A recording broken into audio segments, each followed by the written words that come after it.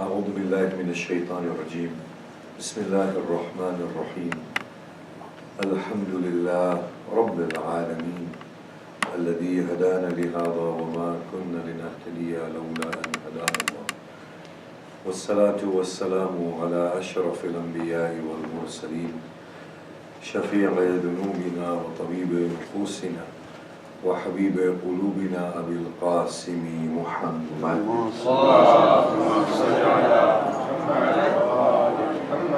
وآله الطيبين الطاهرين المعصومين المظلومين وأصحابه المنتجبين ولعنة الله الدائمة على أعدائهم أجمعين. بسم الله الرحمن الرحيم. رب اشرح لي صدري ويسر لي أمري واحلل عقدة من لساني يفقهوا قولي. أما بعد السلام عليكم جميعا ورحمة الله وبركاته. أعظم الله أجورنا وأجوركم بمصابنا بأبي عبد الحسين عليه الصلاة والسلام. بسم الله الرحمن الرحيم. As we go into our discussion for today, and the talk is about Mahdiism and how it's supposed to be a very positive notion which is growth promoting, and it's not alien to the human condition, nor is it an imposition. In fact, it is a product of the human surge towards completion, totally in line with what the existence is. As God has initiated this existence at large, He has initiated the being of the human kind. And similarly, He has fashioned our psychology. And through that, we yearn utmost completion. We are positive by nature. We look forward to a better tomorrow. And the thought of better tomorrow sustains us today and allows us to get through a difficult today. Instills belief in us that we can change our situation. Mahdiism is all about that. It has nothing to do with any form of negativity. If negativity has crept into our thought, then that is perversion of a very noble human ethos and notion. And this negativity that has come about us in our minds is actually inconsistent with our condition. And what we find is a lot of conflict between the way in which we are and the way in which we feel we ought to be. Do you see? There is always a confusion and a conflict between human people and the religion that they follow, to the extent that it's a very uneasy relationship, and religions have to be modified. That's not the case. Religions never have to be modified. What is being modified and addressed is the human perversion, which has been given the label of a religion. On the one hand, God is a liberating factor. He liberated the people in the time of the Prophet, filled them with audacity, set them off on the path of evolution, and gave them full confidence in whatever they were, and said to them, explore the fullness of your humanity, and I am condoning that. Look at the way He did that. Today, the same God is beyond question. The God of yesterday, when He was introduced, opened Himself for interrogation, for questions. He said, the God of yesterday, if this Quran is from other than me, then there ought to be many discrepancies in there. Open your eyes, challenge me in this Quran. If you can't find discrepancy, then in that case, think about the content. If you can find discrepancies in this Quran, then in that case, reject me. That God was open to interrogation. That God was open to challenge. Today's God of Islam doesn't understand any challenge. As soon as a challenge comes about in the mind, immediately there is a religious threat that you will be flung into the pits of hell. So we are finding a very uneasy relationship today between human condition and the religion that we are following. And if we follow the religion, we find that we start to regress, whereas our condition is one of progression and evolution. Every concept has been skewed up from the top to the bottom, even the sense of piety. Think about piety the way we understand as we go into our subject. Think about piety. Piety today means people wearing rags who are abstemious, people who don't smile. What sort of piety is this? This is a deprived state of existence. The Quran says that those people who are righteous, their hearts cry out, "O Lord, give us good in this world and good in the hereafter." And Allah gives them both. Look at the well-balanced message of the Quran. Rejoice in this world, and the next world is yours as well. In Nahjul Balagha, Amirul Mu'mineen says that the pious people are those who enjoy the best fruits of this life, who share with the emperors in receiving the enjoyment of this life, and on top of that, they have a great deal more waiting for them through their own beautiful human condition through which they create their hereafter. Or have you forgotten the example of Al-Hasan Salamullah alayhi, when he was seated on his stallion wearing princely garments, and mockingly a Jewish person wearing rags came in front of Al-Hasan Salamullah alayhi, and he said, "O grandson of the Prophet, may I be permitted to ask a question?" He said, "Indeed." He said, "Your grandfather had said that this world is a place of captivity and a prison for the believer, and the hereafter is a paradise. Whereas for a non-believer, this earth is a paradise and the hereafter is a prison." Imam Hassan said, "Indeed, he had said this."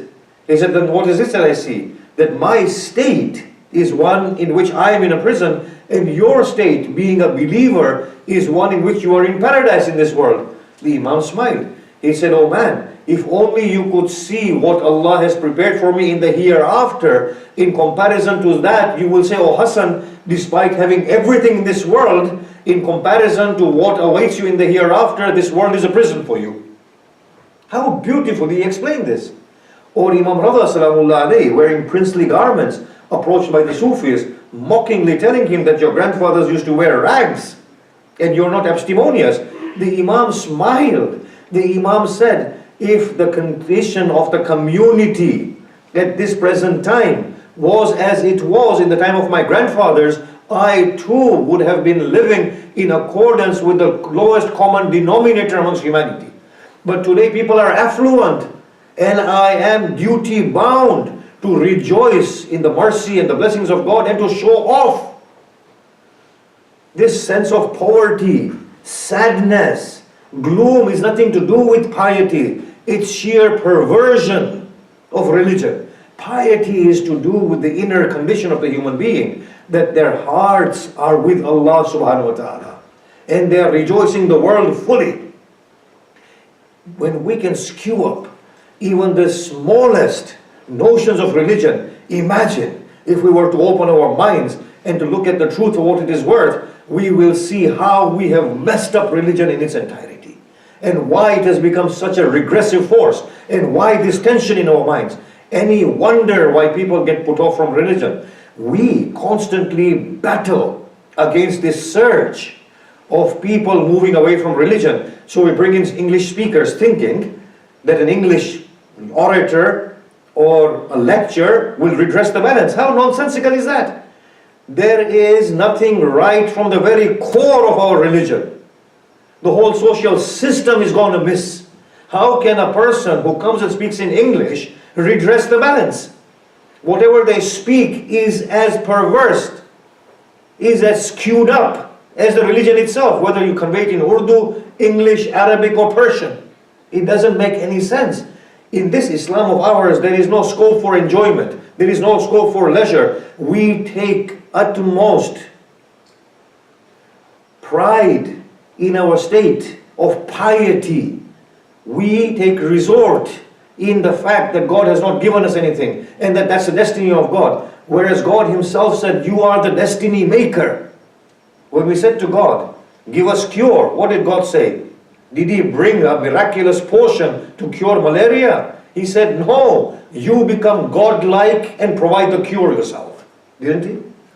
When we say, "Allahumma aghni kulla faqir," "O Lord, make needless every poor people," does he send treasures with Jibraeel? He says, "No, you become the hand of my generosity and remove poverty."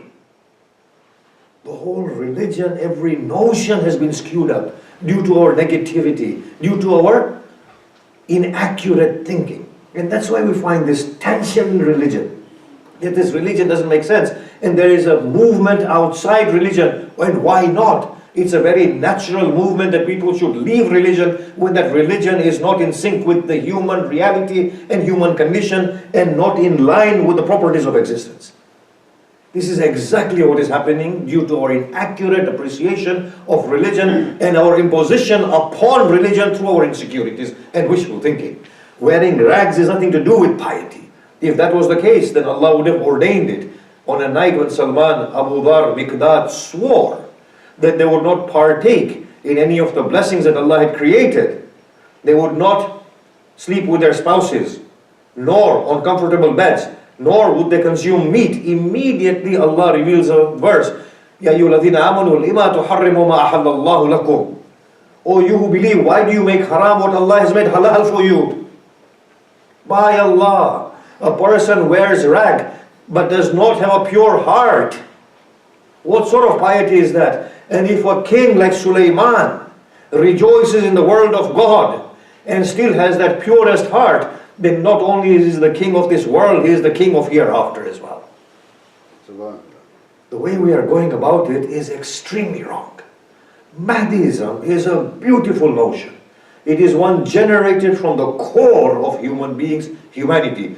It's generated from the core of existence itself. Let us explore it and try and understand it so that it can be useful for us, as opposed to us thinking about an eventual end that is going to come, which is sheer nonsense.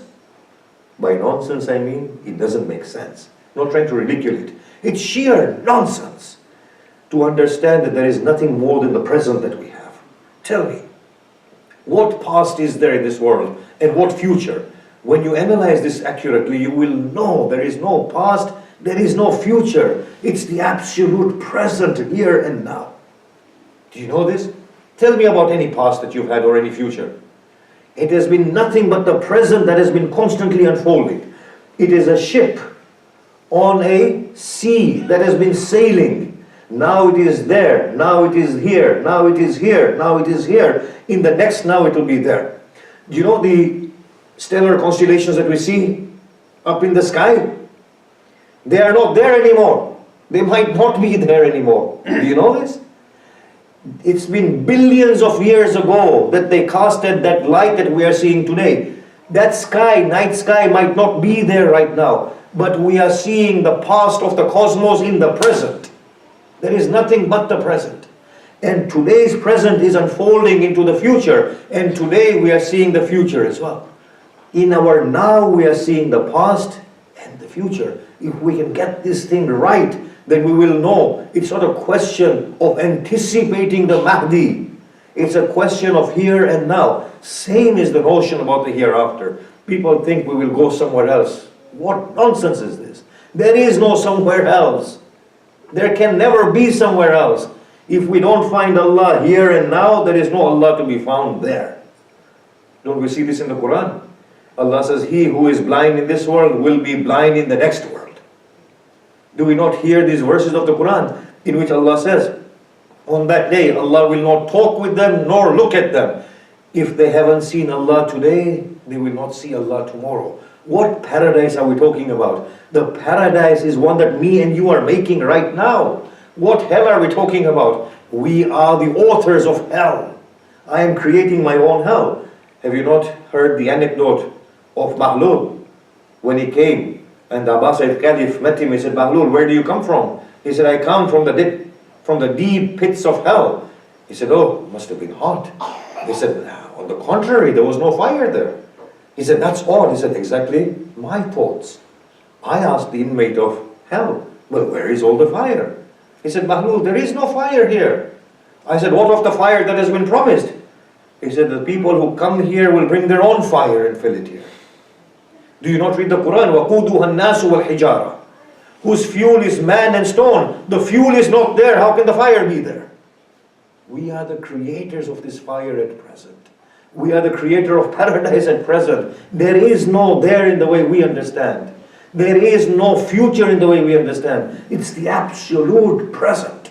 If we can understand these notions accurately, by Allah, today's life becomes a life worthy of living. It becomes a true life, not this fantasy life, delusioned life. It's a real life. That is a life that is worthy. Me and you have a singular opportunity now. Now is my and your opportunity. In a few days' time, this opportunity will go, finish. Mine and your existence has gone for once and for all. Think about it carefully. I've opened my eyes in this beautiful world of God. What a shame that this opportunity should evade me due to my presumptuous understanding of life, in which I fail to live a proper life in my right now and here. Allah has absolute present. I'm just going to explain this once more. Allah does not have a yesterday or a tomorrow, does He? He can't. So for Allah, Adam is being created now. Adam is dying right now. Adam is being resurrected right now. Adam is in paradise right now. For Allah, everything is in the now. For me and you, similarly, everything is in the absolute now. If we can understand this, then a very glorious, meaningful world unfolds. So now, if this is the case, then we need to understand that that Mahdi that we talk about is here in the present right now. That Mahdi that will come is a product of the human movement towards completion. The human movement, so long as it doesn't complete itself, he will not come. So here and now is the opportunity for us to imbibe this Mahdi within ourselves. The same Mahdi that will appear outside us is the same Mahdi that is within us. The same Dajjal that will come outside us is the same Dajjal that is within us. He's an individual reality. He's a human reality. How can anybody not understand this? Am I not the Dajjal himself? Of course. Am I not the Mahdi himself? Of course I am. Think about it carefully what I'm saying. By God, if a person were to understand things properly, he is Gabriel, he is the Quran, he is the one who is being revealed upon. He is the beginning, he is the end, he is the absolute now. If he could only understand it. Now, if we look at Mahdiism, and we stated that we can analyze it at three levels, as those individuals and reformers who push the community forward, as that ultimate goal who's going to come, and as the general ethos within humanity. If we can understand it in that way, then we will see that that is the same struggle that is going on within me and within you.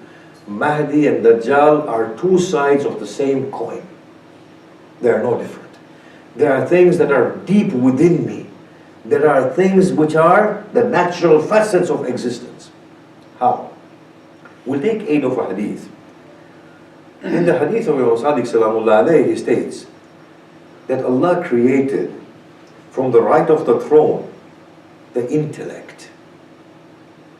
He said to the intellect, retreat, it retreated. He said to the intellect, advanced, it advanced. On the left of the throne, he created ignorance. He said to the ignorance, retreat, it retreated. He said to the ignorance, advance, it did not. Allah subhanahu wa ta'ala looked at the intellect and said, I have not created anything more beautiful than you. Through you I shall reward. He looked at ignorance and he said, through you I shall punish. Then he adorned the intellect with 1,000 beautiful qualities.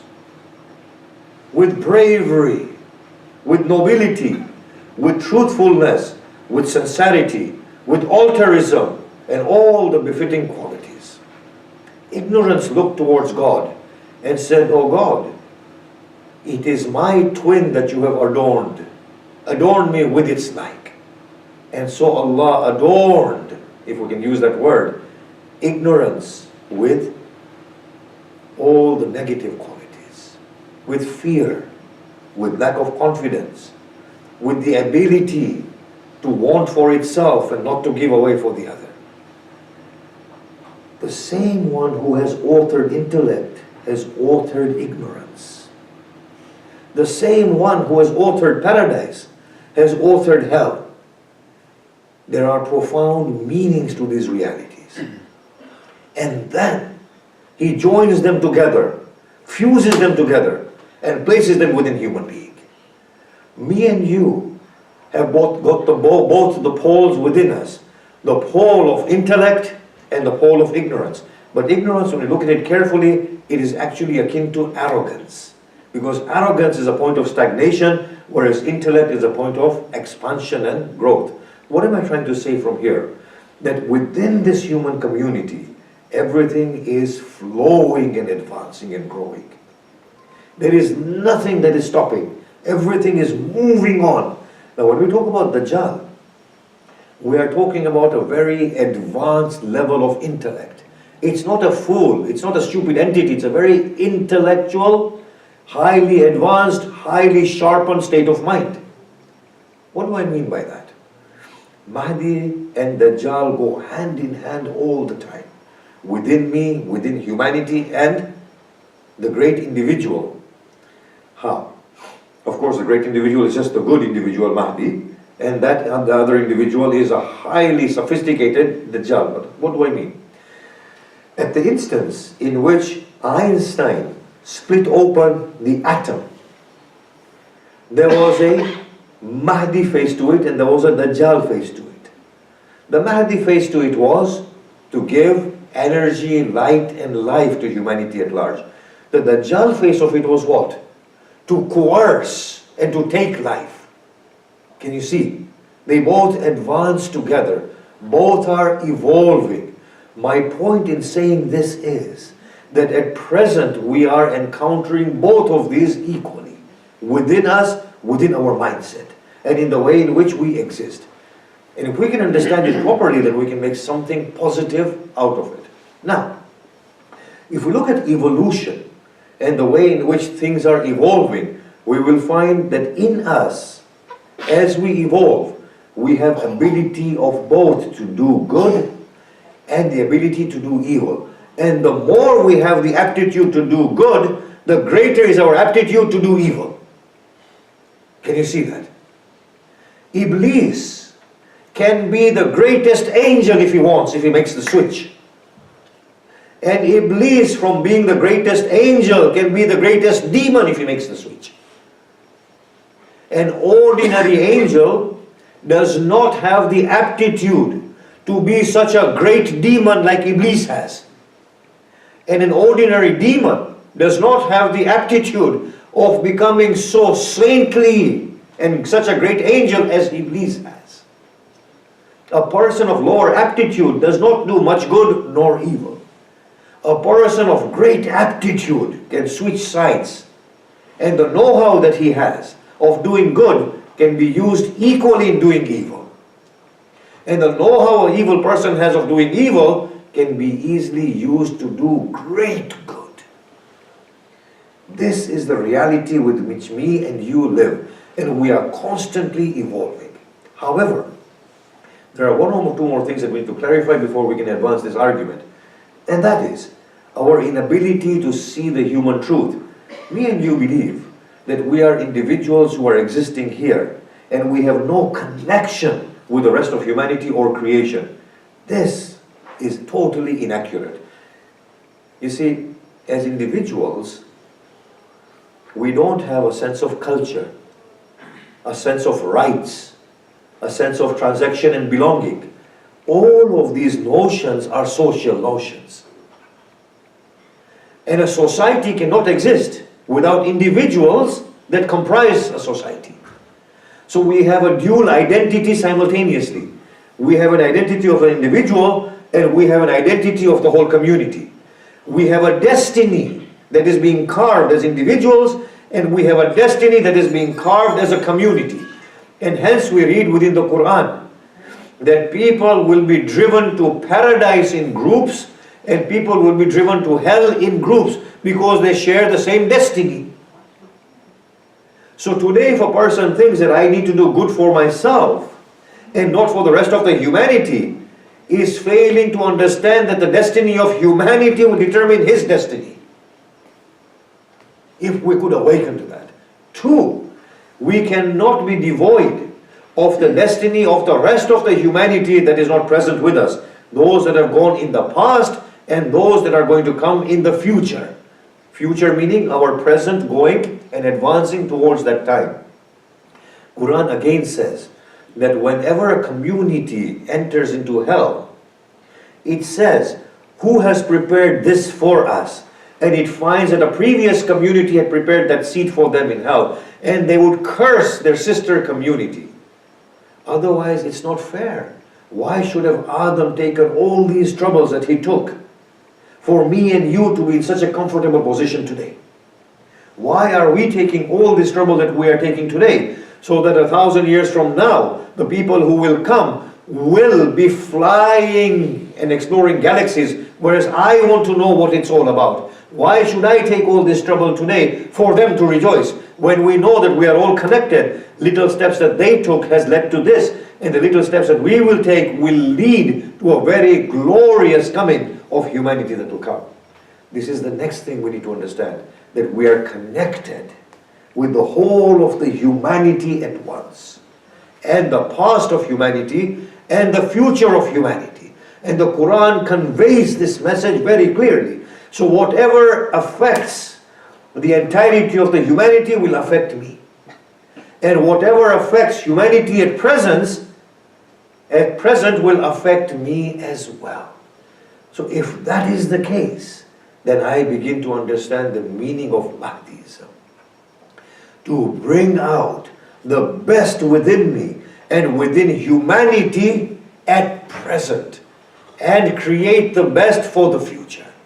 To manage myself and the humanity in such a way that good can predominate. If we look at the era of Mahdi when he comes in the descriptions, this is what we find.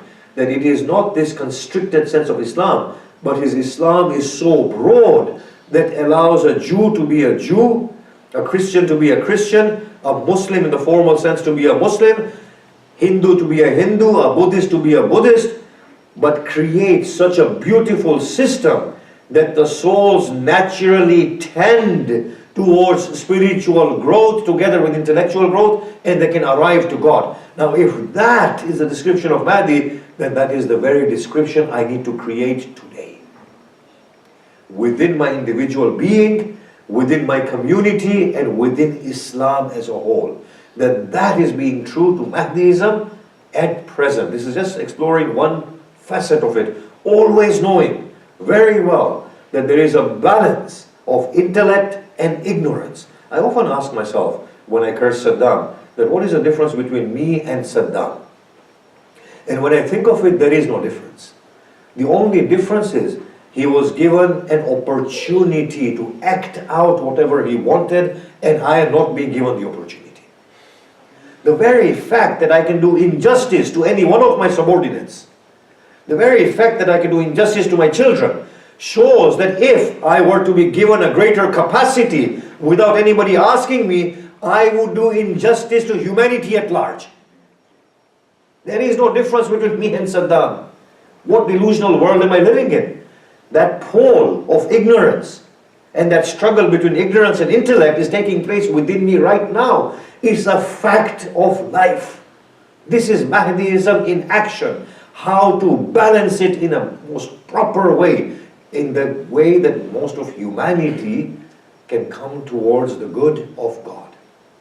You know, I was in a park in Birmingham, and I saw some of our Muslim brothers. Now may Allah forgive me for judging them through their appearance, but when I looked at their faces, I thought, these are the people who can truly go out and kill every soul without a sense of sin. And then I thought, subhanallah, this is in the fold of Islam. This is in the fold of Islam. Islam does not make a person immune from evil. No religion makes a person immune from evil. Evil and good are a part and parcel of our makeup. There will always be this spread in humanity as there is within me, within humanity at large.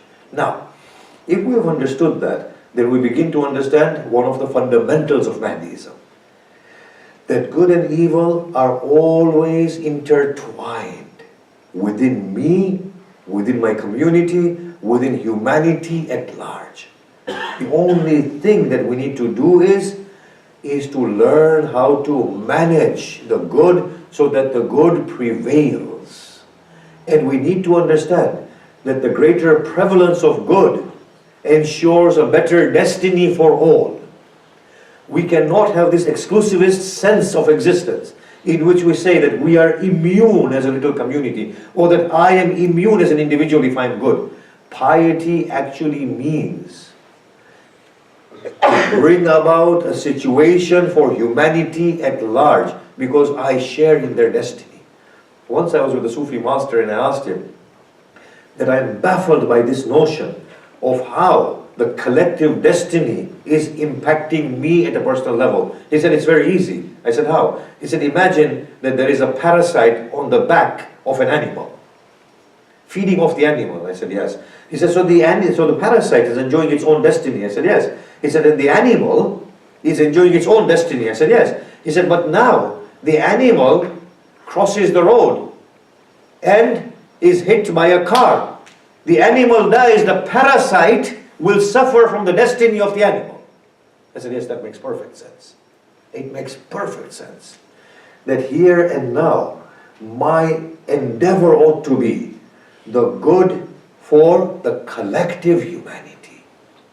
That is the first thing I must bring into my mind, that my own good destiny is ensured through the goodness of humanity at large at present.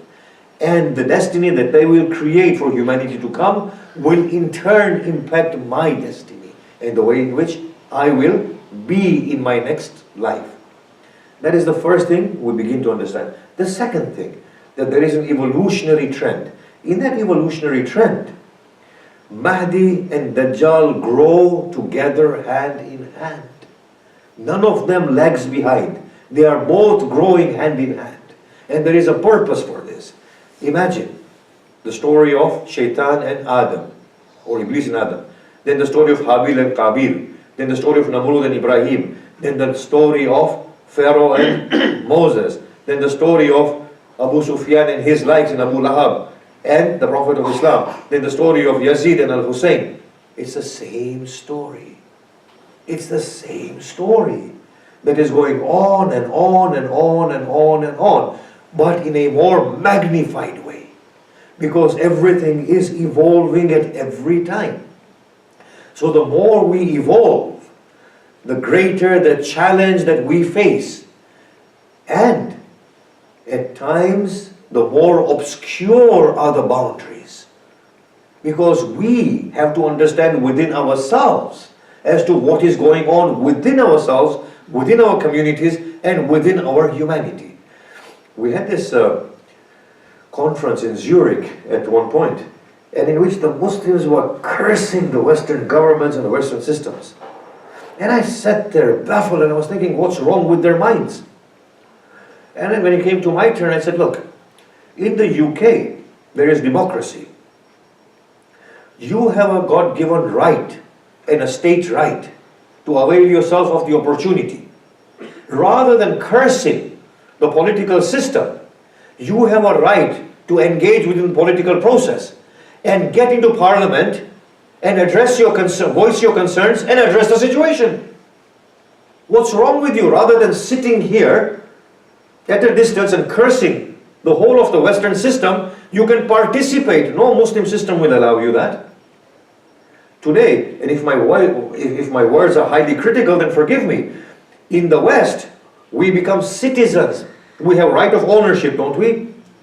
We can participate at any level of society. Our failure to participate is our disservice not only to ourselves, to our religion, and to our society, and to our community and humanity at large. But go to a Muslim country, what do you find? You can't get citizenship. You don't have right of ownership. You can't participate in any political processes. And you go to places like Dubai. There is nobody there to talk about the rights of the workers. 15 people confined to a room. From here we begin to understand that those lives become so obscure. What is deemed to be evil is actually good. And what is deemed to be good in the name of Islam is actually Dajjal in its entirety. We need to open our eyes and to see what is going on so that we can move forward.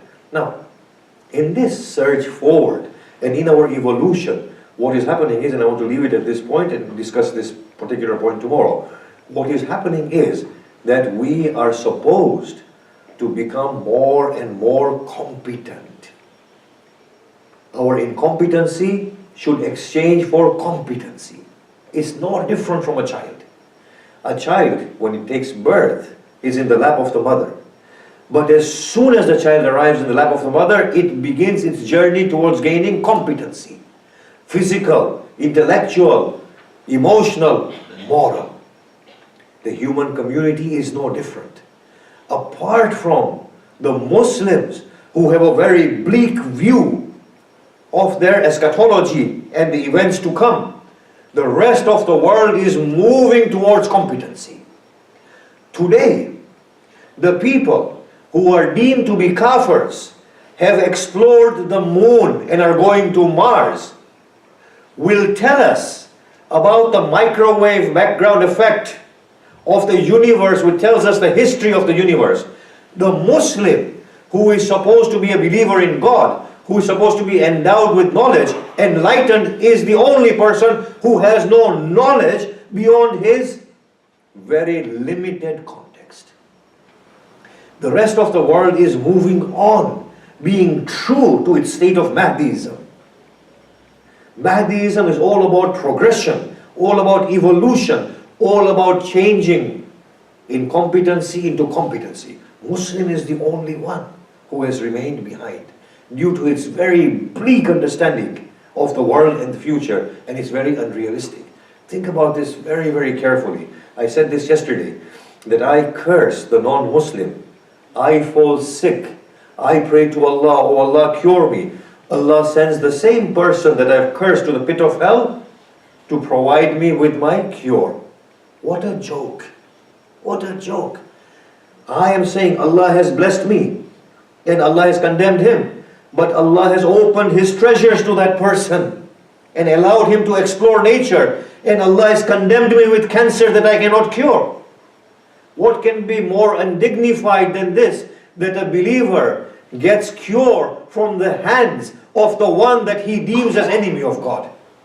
What can be more indignified than that? Why would God indignify me in such a way? God is slapping me on my face and trying to awaken me and saying, oh fool, look at how you have misconstrued the truth. So there is evolution. At all points we are evolving. And this evolution means that incompetency changes hands with competency. But look at us today. Look at the Muslims today.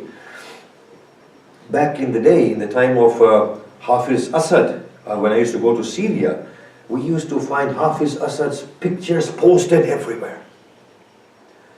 In the time of Shah of Iran, the Shah of Iran's pictures were posted everywhere. In the time of Imam Khomeini's pictures were everywhere. In the time of Sayyid Khamenei, Khamenei's pictures are posted everywhere. You go to Iraq, Sayyid Sistani, do you know what we are doing? We lack total confidence. We are still in a dream world, that there are saviors for us, and that one person is savior. A king is the face of God, or a mujtahid is the face of the Prophet on the face of this earth. And hence, as a result, there is total incompetency, total reliance upon the other, and no confidence in the self, that we have to take control of our destiny and relieve our incompetency. Take charge and move towards competency at every level. We are at a stage where evolution is taking place, and we are the only people in that evolutionary cycle who has stopped. Of course, that's an impossibility. Nobody can stop. Everybody is evolving, but apparently the Muslim mindset and its bleak outlook, which is totally inconsistent with the way in which human nature is, appears to be the most backward. The West that we condemn has done away with monarchy. And even if we do have monarchy here, it's constitutional monarchy, in which the monarchs are confined to laws. But Muslims cannot think beyond monarchs, beyond prophet-like figures. What we are trying to say here is, Mahdi is a human reality. that one Mahdi is in occultation. He cannot be replaced by one. He has to now be represented by the body of humanity at large. This is the greater Mahdiism. It is a time now where the whole body begins to evolve in the name of Mahdi. Not that the whole body becomes stagnant, dormant, and looks towards individuals to guide them in a way that they have no confidence in themselves whatsoever. Now I'm going to point out one or two things and I'll finish today. Iraq, why did it go to the Ba'athists? Shias were the majority in Iraq, right? From the time when Allama and those grand people were there 700 or 100 years ago, Shias have been the majority. Why did Iraq go into the hands of the Ba'athists? Because of this very bleak outlook. Our Marajas at that time, they were saying that to establish the government of God is the prerogative of Mahdi, not us. Yes? And anything established by other than Mahdi is evil. Don't participate. Don't take part in the political processes, nor take any meaningful part within the governance of society. And as a result, you have a majority, yet a minority was ruling over them. It was squarely based on that outlook. Sayyid Khomeini came and redressed this. He said, no. Mahdi is a living reality. We have to create that living Mahdiism within us. His own political theory, whether we agree with it or not, is another point altogether. But the fact is that Iran came under the clergy. Iraq went under the Ba'athists. This was squarely due to the political outlooks, to the worldviews. I'm not saying what the Iranians are doing is ideal or not. I'll suspend that judgment for now. In the next few lectures we'll come to Wilayat al-Faqih and see how we can analyze it and put it in its proper sort of context. But what I'm trying to say is that our failure to understand the truth has led to this state. And if we were to open up to the truth, that the present is the absolute reality, and Mahdiism is the general Mahdiism within us, and that we share the destiny with the rest of the humanity, we would become proactive and we could become audacious. And this is Mahdiism living in the present. Al-Hussein is moving, Salamullah alayhi, on his journey. And en route to Kufa, he is on a horse. His companions are around him. And somebody cries out, Allahu Akbar. The Imam said, indeed, Allah is grand. But what brings this exclamation, takbir, upon your tongue? He says, if I'm not mistaken, I see the trees of Kufa ahead of us. The Imam asked for somebody who knew the roads to Iraq. And he said, oh man, is that Kufa? He said, it cannot be. Kufa is at a great distance.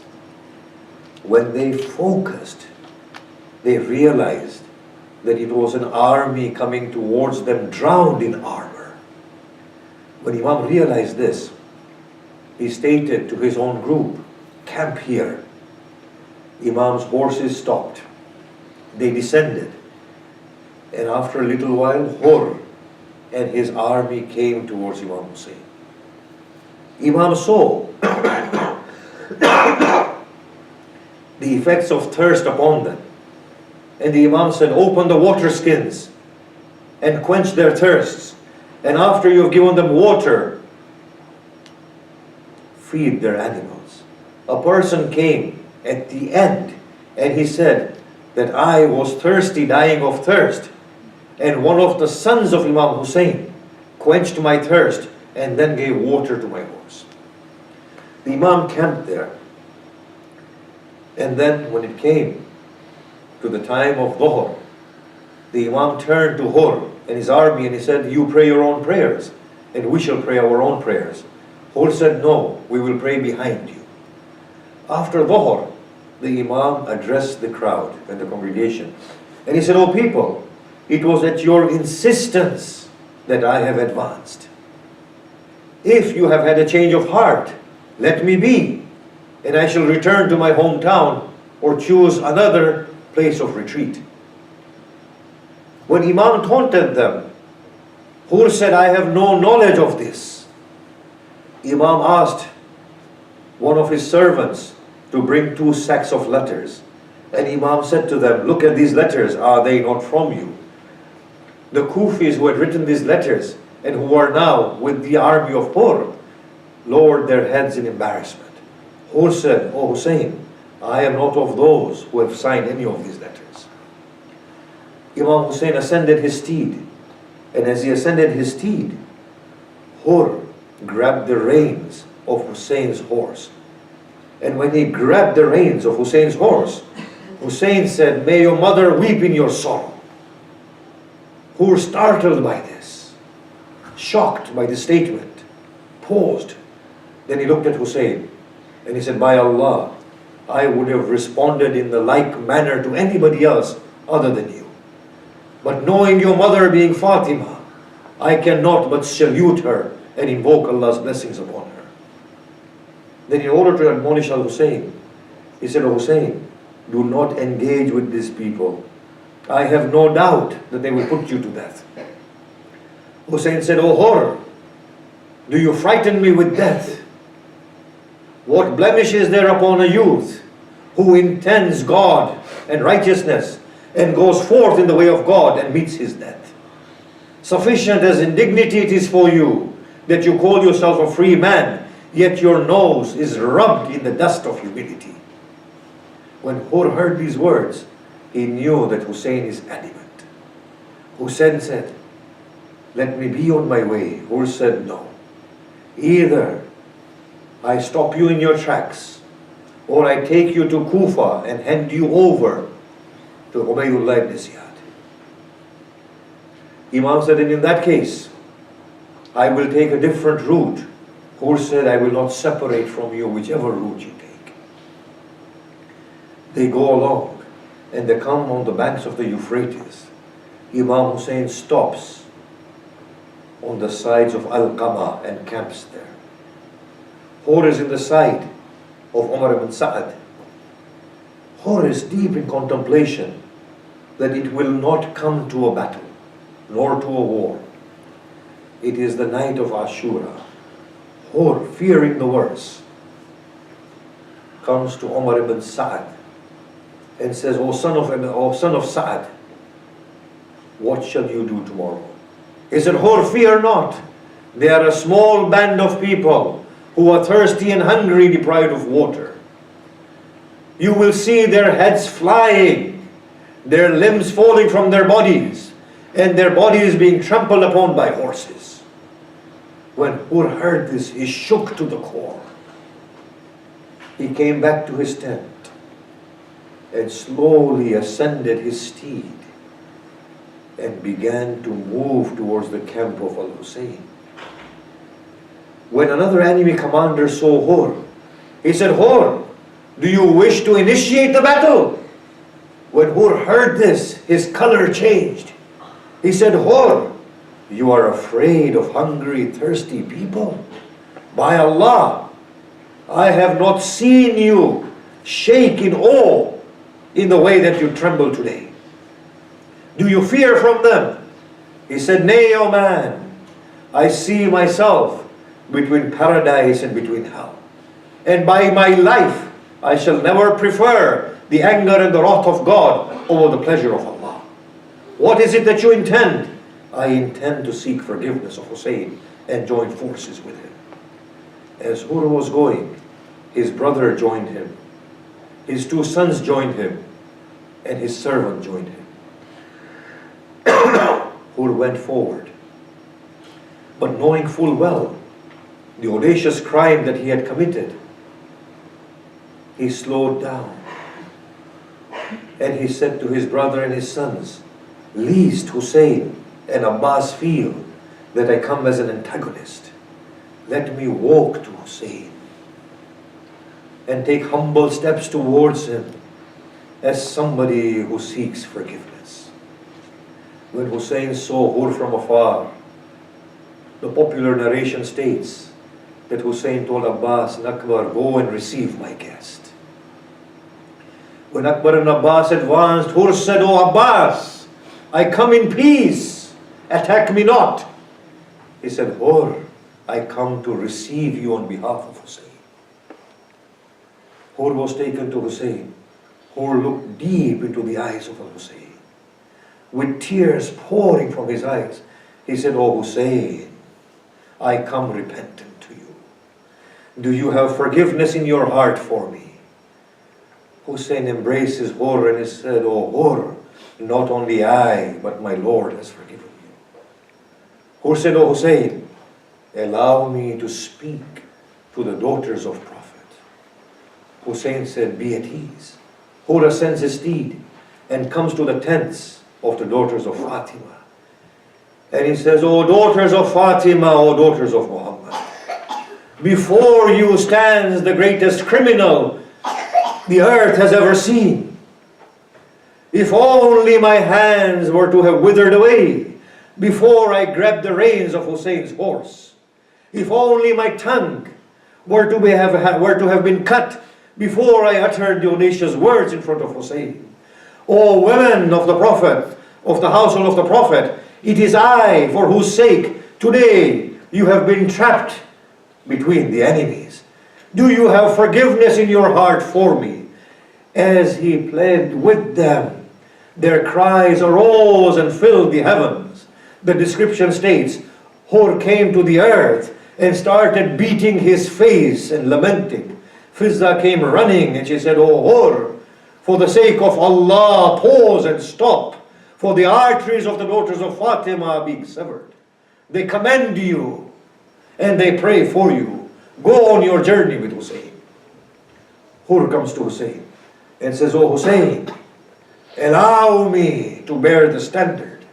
Hussein gives him the standard of the left side of the army and makes him the commander. Hur has a son, has two sons, but has a son Ali.